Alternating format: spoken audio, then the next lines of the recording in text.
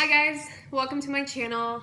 We're going to be talking about my favorite thing in the whole wide world, essential oils. I've laid out all the ones that I'm going to be talking to you about for the video, and it's going to be pertaining to my pregnancy, how I use them throughout my pregnancy without relying on anything else. So, and then I'm probably going to make, get away, how I'm going to be using them through the birthing time too, but I think it's just gonna have to be another video because this video is gonna be like really long if I put it all together. I'm just gonna go through the list, point out oils and all the different ways you can use them for that symptom. Also, before I start, I'm using doTerra because I trust their quality. It's third-party tested. You can ingest it. You can not just use it aromatically, but topically. And there's a whole bunch of other good reasons why you can use this. You can find it on their website. I'm not going to go into depth here. And but they're not the only amazing oils out there. There are other companies that also make oils that are safe, to use aromatically, internally, and topically. So do your own research. Go with what you feel best. And also, aside from the oils, you will see me reference to a carrier oil. I use the fractionated coconut oil that doTerra supplies because it's just really easy for me to order it online when I order these. But you can use almond oil as long as it's like 100% organic, witch hazel oil, and sunflower oil. I think those like lighter oils are better to use as a carrier oil. So yeah, all right, jumping in. First thing on my list here is hemorrhoids. If you do get hemorrhoids, first thing I would recommend, if you want to avoid that, eat tons of fiber every single day. Every single day have fiber.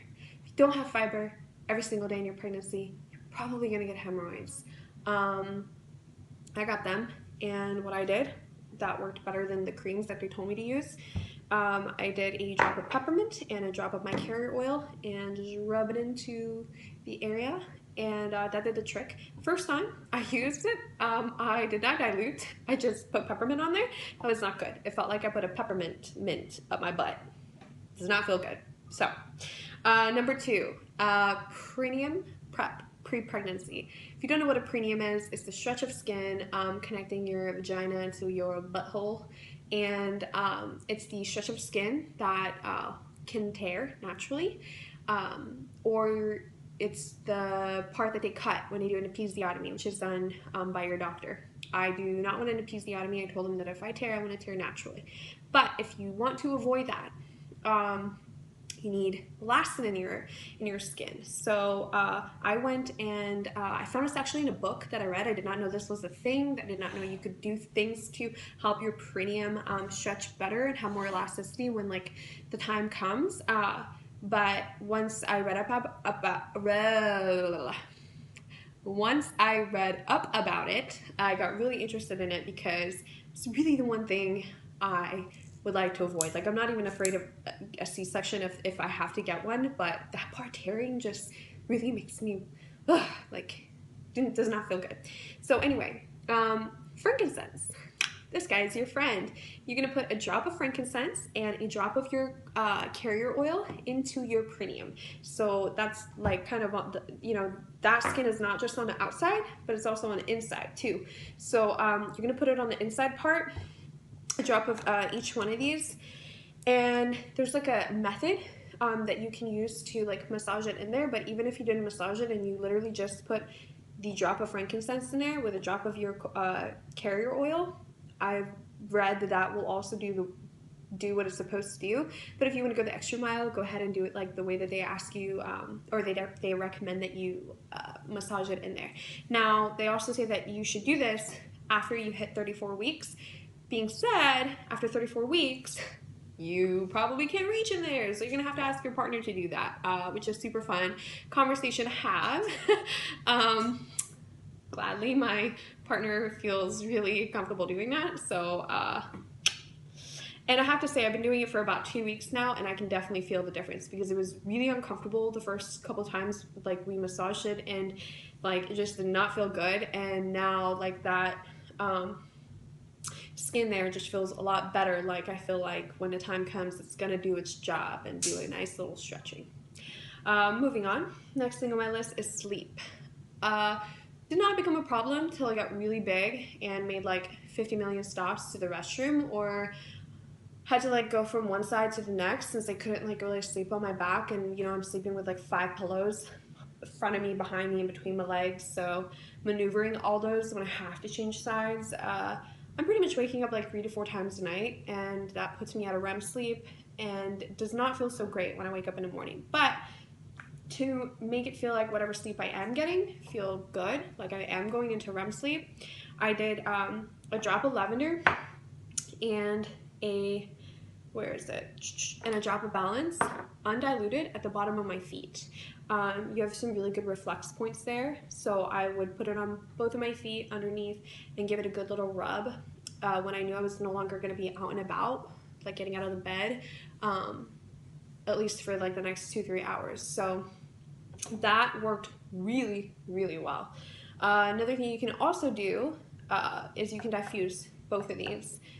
They will also help you fall asleep better, and it makes your room smell wonderful while you're falling asleep. But I have found putting it underneath your feet work a little better.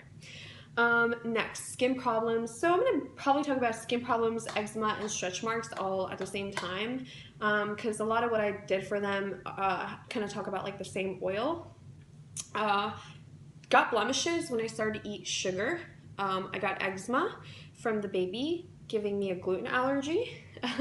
So both of those things, what I did is I used Melaleuca and lavender.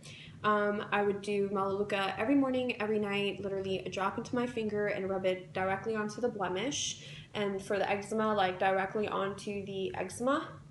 For me, I did not dilute because I have been using Melaleuca and lavender for so long that I don't need to. But if you have sensitive skin, or if you put it on your skin and you feel like it just makes you feel uncomfortable, like gives you like a burning sensation or anything, please dilute it. You could do a 1-to-1 ratio. If you have even more sensitive skin, 1-to-2 ratio.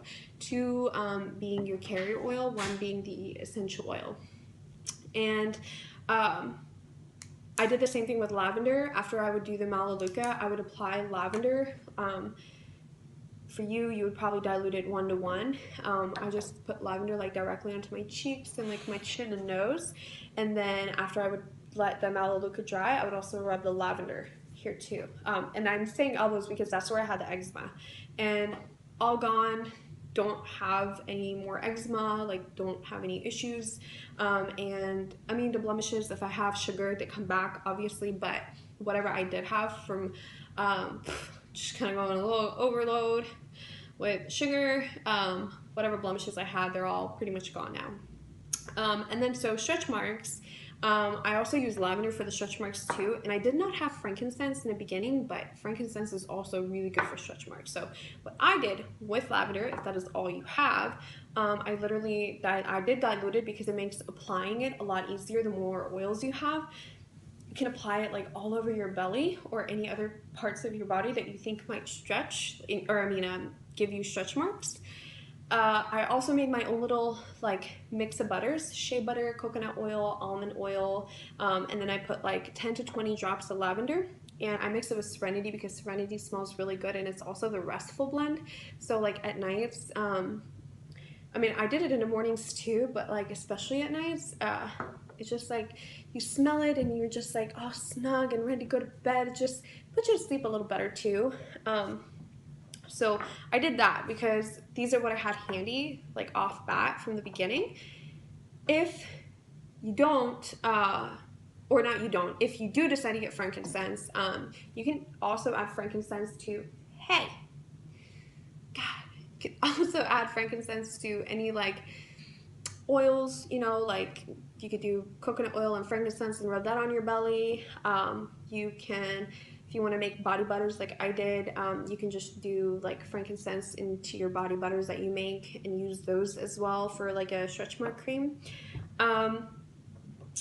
Also, I put this in like previous videos. It's not just about what you put on your body. You have to eat a collagen-based diet to not get stretch marks. I hear a lot of people talk about how they just applied their stretch mark creams religiously, and they still got stretch marks. Well, if you don't have a good collagen-based diet, that will happen, you know. So, you know, eating salmon and grapefruit and garlic and like eating some spinach because you don't want to get hemorrhoids. All of these are really good things, you know, to help your body produce a healthy amount of elastin and really stretch, because when we get as big as we get, and our body and our skin is stretching so quickly in the span of 9 months, especially the last like 2 to 3 months, I mean, like it can shock your body. And if your body just, you know, wants to be resistant, you're gonna get stretch marks. So eat all your good collagen-based foods and go the extra mile and the boost and apply some of this lavender on your belly or other areas. Next, muscle aches. So peppermint is also your friend with that.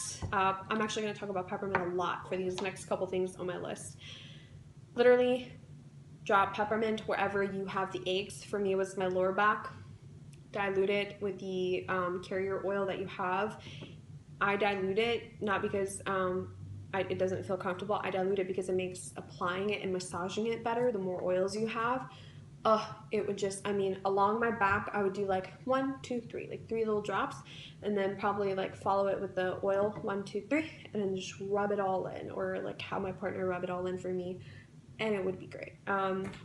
If you constantly have aches and things like that, you're probably going to need to apply it like 2, 3 times a day. It's not just like a one-time takes care of it all type of remedy, just like any other medicine you might be using too. You know, if you use an aspirin for a headache, I mean, it's only going to work for so long before your headache comes back. So next is nausea and heartburn. For both of these things, peppermint and or spearmint, 1 drop of either one of those in like a 12 or 16 ounce glass of water. Just drink it down. It takes me a long time because like peppermint is so strong and it doesn't taste that great when you're just having it that concentrated in your water. But it would do the trick for nausea. And then you can also diffuse these too. So like 4 to 5 drops of either one, or you can break that up and do both of the oils and diffuse both of them at the same time, you know, 2 drops of peppermint, 3 drops of spearmint or whatever. That really helped me when I was feeling nauseous. Also, smelling wild orange helped me too. Something about like the citrusy oils just made me feel a little less nauseous. I don't have ginger oil, but I've heard the ginger oil also works really well too. So that's, I didn't experiment with that, but I've heard good things about it. So might be something you guys would want to try. And then for the heartburn, almost like the same things, but maybe just, well, maybe not. So really I just do peppermint and lemon. I do a drop of each into my water, or sometimes I cut peppermint out completely and just do a drop of lemon into my 12 or 16 ounce glass of water and drink that down. A couple times a night I have rubbed peppermint on my chest, but that really didn't do anything for me. So actually like ingesting it works a lot better. It really, to be honest, works like 93% of the time for me because I have horrible heartburn and it's not fun. But yeah, I will have to say that, so in the books that I read, one book in particular says that peppermint could decrease your milk supply. I experimented with myself since I've had a milk supply, and a ton of it, since like 4.5 months. So I was a little braver and I gave it a try, and it did not decrease anything, not even a little bit, for me. So, and I would do this like 2-3 times a day in my water, the way that I've described it. So I would just say proceed with caution. If you are afraid of that, then just stick with lemon. That always did a trick for me without the peppermint too. If you want to be brave, or like me, you have a ton of supply of milk pre-baby, you want to experiment with yourself, you know, go ahead. It's up to you. And the last 2 things are, so it's headache, anxiety, and stress in one category, and then uplifting in the other. But I feel like I can kind of talk about all of these at the same time because it's a lot of the same oils. When I had headaches, eucalyptus and peppermint, rub that on my temples, behind my ears, and on my wrists. Just really like massage it in. Once again, you can dilute it 1-to-1 ratio. I did it directly just onto my skin without diluting it. worked wonders. Same thing with like anxiety and stress. You can also do the peppermint and eucalyptus. You can also do ylang ylang. Oh my god, it's been like my friend. I didn't get this till like later in the game, and it works really well. I put it on my pressure points, so I'd put it behind my ears and on my wrist, and I also have a diffuser bracelet, so I would put it on my diffuser bracelet and just like smell it throughout the day. This kind of is like an uplifting, I would say, oil too, because it just made my mood so much better. I love ylang ylang. I had so many people tell me that I should have, like, this should be a part of my collection for so long, and I don't know why I didn't add it to my collection till now, but I'm really happy that I did. Also, wild orange. It's an easy go-to oil too. Before I got like tangerine and ylang ylang, I only had wild orange and like lavender, and I would like smell those to like get rid of stress and anxiety. And honestly, I would just open up the bottle and smell it. Sometimes it's like all it would take. I used to have like a diffuser necklace too, so sometimes I would put it on that, and having it so close and constantly smelling it really worked for me as well. For like uplifting, you can do tangerine, ylang ylang, lemon, wild orange, lavender. I mean, all of those are going to be great and uplifting. All the citrus oils are going to be wonderful to kind of like boost your energy up, motivate you, make it a little happier when you have some down days or weeks or months. You can combine all these together, kind of play around with the blends, see what blends you like better, like in terms of smell in your diffuser. I would recommend 4 to 5 drops total. So if you're blending them, you know, a drop of each, or 2 drops of one drop of, you know, 2 other oils. You can also, like I said, open it up and smell it. You can put it on your wrists. If you have jewelry that diffuses, you can apply it to that. All great things. All work really well. Check them out if you want to see what doTerra is about. If you want to check out other brands, go ahead and do so. If you have any questions for me, I would be more than happy to share my list with you. It's a little bit more in depth than what I did in this video, which ended up being a little longer than I wanted. So yeah, I hope you guys enjoyed this. And if you want to see more videos like this, please subscribe. Have a great day, guys.